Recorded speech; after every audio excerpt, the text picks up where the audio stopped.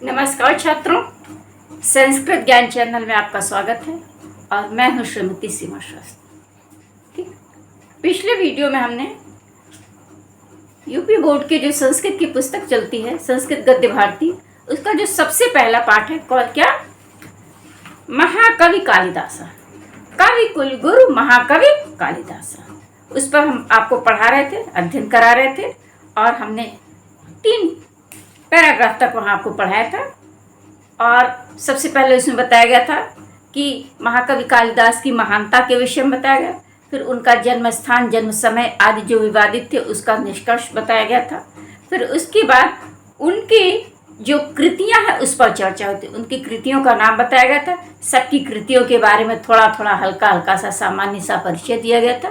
अब उनकी कृतियों की क्या विशेषता है, काव्य के गुण, उनके जो काव्यगत गुण होते हैं, तो वो इनकी कृतियों में कहाँ तक खरे उतरे हैं, ठीक है, इस पर वो चर्चा कर रहे थे। तो इसमें इन्होंने बताया था कि काव्य का इनका मुख्य रस क्या है, श्रृंगार, और अलंकारों में इन्होंने बताया था कि उत्प्रेक्षा, अर्थांतरन्यास आदि अलंकार है। ठीक है, यहाँ तक हमने पढ़ाया था। अब उसके आगे आप अपनी पुस्तकों में देखें। ठीक है, तो अब ये कह रहे हैं कि कालिदासस्य नाट्यकृतिषु, कालिदासस्य नाट्यकृतिषु माने कालिदास की नाट्य कृतियों में विशेषता माने विशेष रूप से, शाकुंतले, किसमें, शाकुंतल में, अर्थात अभिज्ञान शाकुंतल में, नाट्य कृतियों के अलावा जो है अभिज्ञान शाकुंतल पर फोकस कर रहे हैं कि इनकी जो नाट्य कृतियां हैं और क्या विशेषता जो अभिज्ञान शाकुंतल है उसमें वस्तु विन्यास अनुपम, जो वस्तु विन्यास है, वस्तु विन्यास का मतलब होता है कथा संयोजन। तो जो कथा संयोजन है, जो वस्तु विन्यास है, वो क्या है, अनुपम है, जिसकी कोई उपमा ही नहीं दी जा सकती। ठीक, फिर से देख लीजिए, कालिदास की नाट्य कृतियों में विशेषता, अभिज्ञान शाकुंतल में वस्तु विन्यास अनुपम है, चरित्र चित्रणम, और जो चरित्र चित्रण है वो क्या है, सर्वथा अनवद्य, सर्वथा माने सब प्रकार से, अनवद्य माने अनिंदनीय। तो जो चरित्र चित्रण है वो अनिंदनीय है, और संवाद शैली संप्रेषणीय, और जो संवाद शैली है वो कैसी है, संप्रेषणीय अस्ति माने है। कालिदास की नाट्य कृतियों में विशेषता है, शाकुंतल में वस्तु विन्यास अनुपम है, चरित्र चित्रण सर्वथा अनवद्य है, और संवाद शैली संप्रेषणीय है।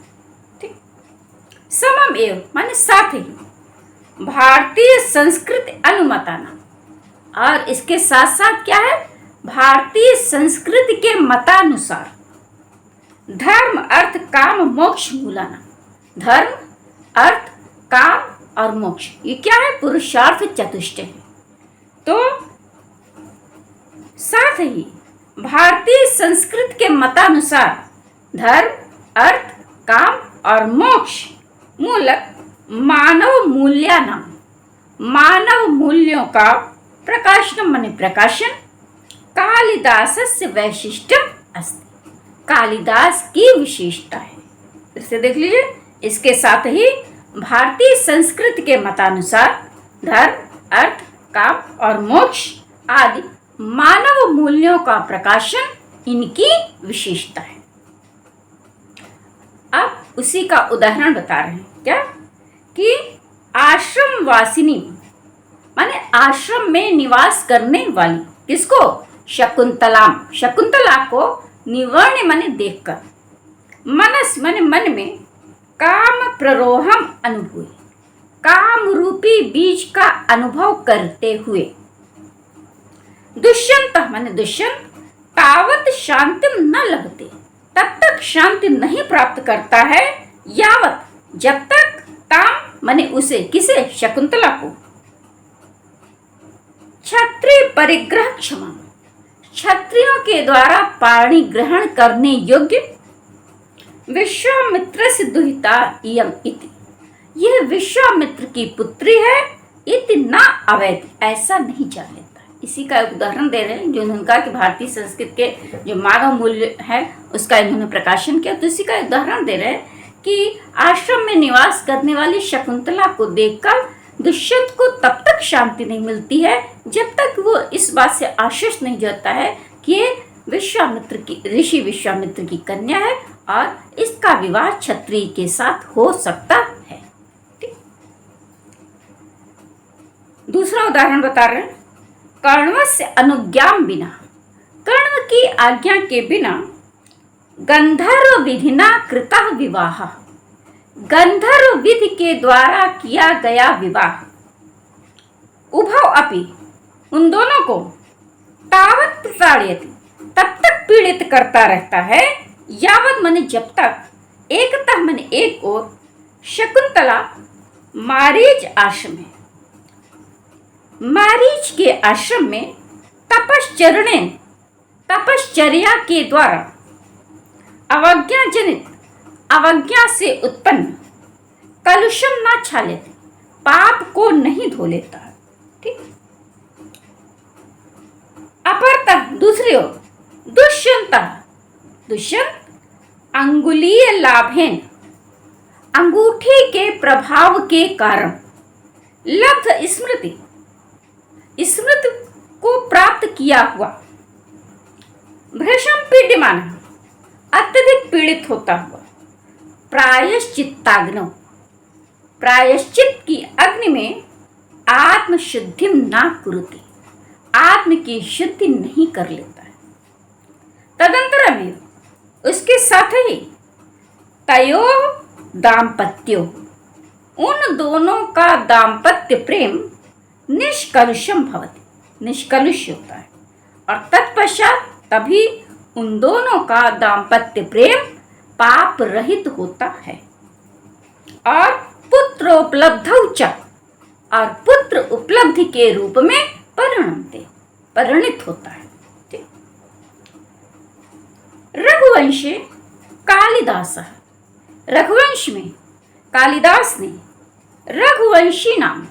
रघुवंशी राजाओं का चित्रणम तथा करोति, जैसा चित्रण किया है, यथा भारतीय जनजीवन से, वो भारतीय जनजीवन के उदात्त आदर्शों का सम्यक दिग्दर्शन भवे, सम्यक दिग्दर्शन होता है। रघुवंश में कालिदास ने रघुवंशी राजाओं का जैसा चित्रण किया है, उससे भारतीय जनजीवन के उदात्त आदर्शों का सम्यक दिग्दर्शन होता है। कैसे दिग्दर्शन होता है उसका उदाहरण बता रहे। रघुकुल जाह राजाना, रघुकुल जाह माने रघुकुल में उत्पन्न कौन? राजाना, राजा लोग। प्रजा क्षेमाय माने प्रजा के कल्याण के लिए बलिम आहरण, बलि लेते थे। बलि का मतलब यहाँ बलि नहीं, क्या टैक्स की बात हो, कर की बात हो रही। तो रघुकुल में उत्पन्न राजा लोग प्रजा के कल्याण के लिए ही कर लेते थे। मित संयत भाषण ते, और वो राजा कैसे थे? वे राजा, राजाओं के लिए वे राजा मित संयत भाषण, मित माने कम बोलने वाले, और संयत माने संतुलित बोलने वाले थे। मितभाषी और संतुलित वाणी बोलने वाले थे, और सदा सत्यनिष्ठा आसन, और सदैव सत्यनिष्ठ रहते थे। यश कामाह ते माने वे, यश कामा, यश की कामना करने वाले वे कौन? राजा लोग। तदर्थम, उसके लिए, किसके लिए? यश के लिए। प्राणानामपि त्यक्तुम, प्राणों का भी त्याग करने के लिए सदैव उद्यता, सदैव तत्पर रहते थे। उन्हें यश की कामना थी, और इसके लिए, यश की कामना के लिए वो हमेशा अपने प्राणों को भी त्याग देने के लिए तत्पर रहते थे।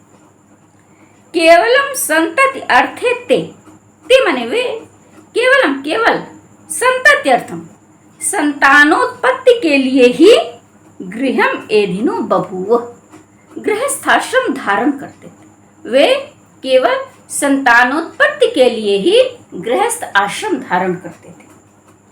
शैशवे विद्यारंजनम, शिशु अवस्था में विद्यार्जन करना, यौवने रंजनम और यौवन में रंजन करना, वार्धक्य वृद्धावस्था में मुक्त्यर्थम, मुक्ति के लिए मुदिवत आचरण, मुनियों के समान आचरण, तेषाम व्रतम आसीत्, उनका व्रत था।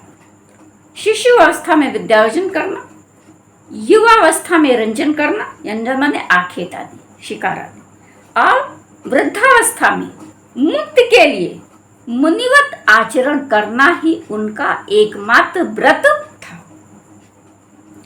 बाल वृद्ध वनिता दीना, बाल माने बच्चे, वृद्ध माने बूढ़े, और वनिता माने होता है स्त्रियां। तो बाल वृद्ध और वनिता आदि का यद आचरण, जैसा आचरण कालिदास काव्य निरूपित, कालिदास के काव्यों में निरूपित है, तत् सर्वथा, वो सर्वथा माने सब प्रकार से भारतीय संस्कृत गौरव अनुरूपम एवं, वो सब प्रकार से भारतीय संस्कृति के गौरव के अनुरूप ही है।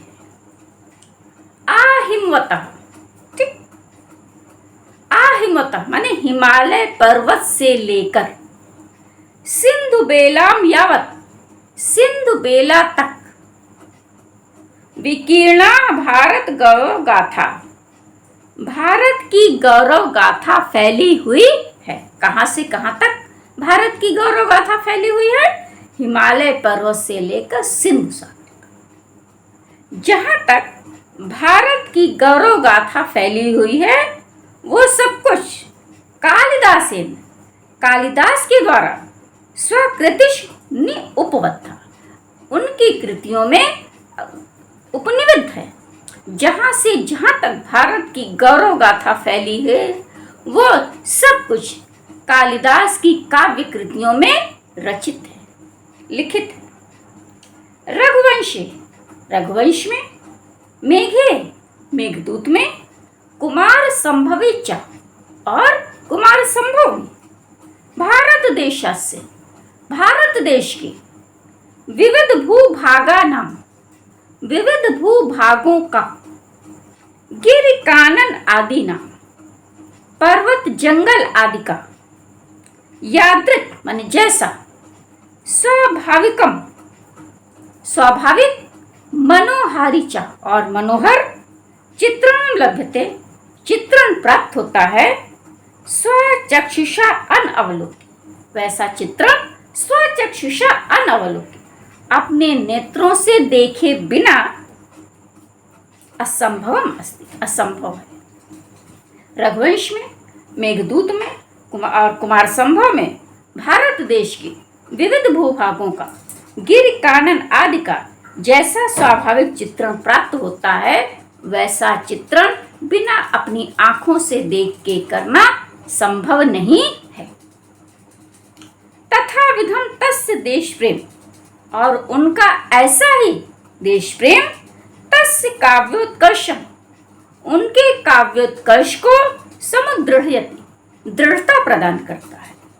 संतु तत्र अनल्पा संस्कृत काव्य, संस्कृत कवियों के अनल्प होते, माने अल्प नहीं बल्कि बहुत अधिक, अत्यधिक संस्कृत कवियों के होते हुए भी कस्यापि कालिदासेन साम्यम नास्ति, किसी की भी कालिदास से समानता नहीं। संस्कृत के कवि अनेक हैं, अल्प नहीं बल्कि अनल्प है, अर्थात बहुत हैं, लेकिन किसी भी कवि की कालिदास से कोई समानता नहीं है।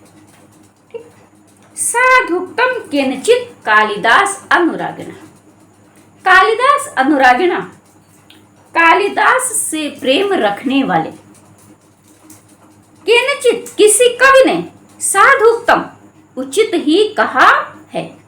क्या कहा है? देखिए, पुरा कवि नाम गणना प्रसंगे कनिष्ठिकाधिष्ठित कालिदास अद्यापि तत्तुल्य कवेर अभावात् अनामिका सार्थवती बभूव। कह रहे हैं कि पूरा माने प्राचीन काल में, अव्यय पद है, कवि नाम गणना प्रसंगी, कवियों की गणना के प्रसंग में कनिष्ठिका अधिष्ठित कालिदास है। कालिदासा माने कालिदास को कनिष्ठिका अधिष्ठिता, कनिष्ठा उंगली पर रखा गया। प्राचीन काल में कवियों की गणना के प्रसंग में कालिदास का नाम कनिष्ठा उंगली पर रखा गया और इसका परिणाम क्या हुआ? कालिदास को नीचा दिखाने के लिए उनका नाम जो कनिष्ठा उंगली होती है इस पर रखा गया और कनिष्ठा उंगली पर कालिदास के नाम रखने का परिणाम क्या हुआ कि अध्यात्म ने आज भी ताततुल्य उनके समान, किसके समान? कालिदास के समान। कवेह अभाव, कवि के अभाव के कारण अनामिका सार्थवती बभूव। अनामिका नाम मानो सार्थक हो गया। ठीक, इसका कहने का मतलब महाकवि कालिदास की प्रशंसा के विषय में किसी कवि ने, इनसे प्रेम रखने वाले किसी कवि ने इनके विषय में कहा है कि प्राचीन काल में, ठीक, कवियों की गणना के प्रसंग में महाकवि कालिदास का नाम कनिष्ठा उंगली पर रखा गया। इनको नीचा दिखाने, जब कवियों की गणना होने लगी, उच्च कवियों की, श्रेष्ठ कवियों की गणना जब होने लगी, तो महाकवि कालिदास को नीचा दिखाने के लिए इनका नाम कनिष्ठा उंगली पर रखा गया और अध्यात्म ने आज भी तत्तुल्य कवि अभाव, इन जैसे कवि के अभाव के कारण मानो अनामिका नाम सार्थक हो गया। ठीक, ये कनिष्ठा उंगली है और इसके बाद कौन सी उंगली आती है? अनामिका। इस उंगली को अनामिका कहते हैं। ठीक है, तो मानो कालिदास को नीचा दिखाने के लिए उनका नाम इस उंगली पर रखा तो गया, ठीक, लेकिन इसके बाद अनामिका उंगली आती है। तो लेकिन आज भी मानो इनके जैसा कोई कवि ही नहीं हुआ कि जिसको कोई नाम दिया जा सके, इसलिए मानो अनामिका नाम मानो सार्थक, किसके बाद कोई ऐसा कवि ही नहीं मिला कि जिसका नाम गिनाया जा सके। ठीक, ये इनका कहने का भाव है। ठीक है, अच्छा, अब देखिए, आज हमने आपको ये गद्य भारती का जो पहला चैप्टर था वो हमने आपको पढ़ाया। ठीक है, और अब जो है अगले वीडियो में हम आपको इस पाठ से संबंधित सारांश बताएंगे। ठीक है, और शॉर्ट क्वेश्चंस बताएंगे आपको। ठीक है, और क्योंकि बोर्ड में पूछे जाते हैं, बोर्ड में वैसे तो सारांश पूछा जाता है। ठीक है, गद्य से दो ही प्रकार के प्रश्न बनते हैं। एक तो पहला क्वेश्चन आपका बनता है क्या कि निम्नलिखित गद्यांश का संदर्भ सहित हिंदी में अनुवाद कीजिए। आपके पास पुस्तकें होंगी, कोई भी प्रकाशन की पुस्तक होगी, प्रकाशन से मतलब नहीं है, उसमें सिलेबस आपका दिया होगा, बस बशर्ते आपकी ये 23-24 वाले जो प्रकाशन की पुस्तकें उसी का आप अध्ययन करिए, वो लेटेस्ट आप उससे अध्ययन करेंगे आप। ठीक है, तो उसमें जो है गद्य भारती से दो ही प्रकार के प्रश्न पूछे जाते हैं। पहला तो प्रश्न होता है क्या कि गद्यांश का संदर्भ सहित हिंदी में अनुवाद। ठीक है, और ठीक, और संदर्भ सहित अनुवाद जो होता है वो 4 नंबर का आपका होता है। ठीक है, ठीक, और दूसरा क्वेश्चन बनता है आपका, क्या बनता है? पाठ का सारांश। ठीक, सारांश बनता है 4 नंबर का। ठीक है, और उसके बाद शॉर्ट क्वेश्चन भी पूछ लेता है, कभी कभी ऑप्शन में दे देता है कि सारांश करिए या शॉर्ट क्वेश्चन करिए। ठीक है, तो उसके बाद अब अगले वीडियो में हम आपको सबसे पहली चीज़, अभी तक तो हमने आपको अर्थ पढ़ा, अब अर्थ लिखने का मैनर आपको बताएंगे कि अर्थ कैसे लिखा जाए, आप कैसे अर्थ लिखें कि एग्जामिनर खुश हो जाए।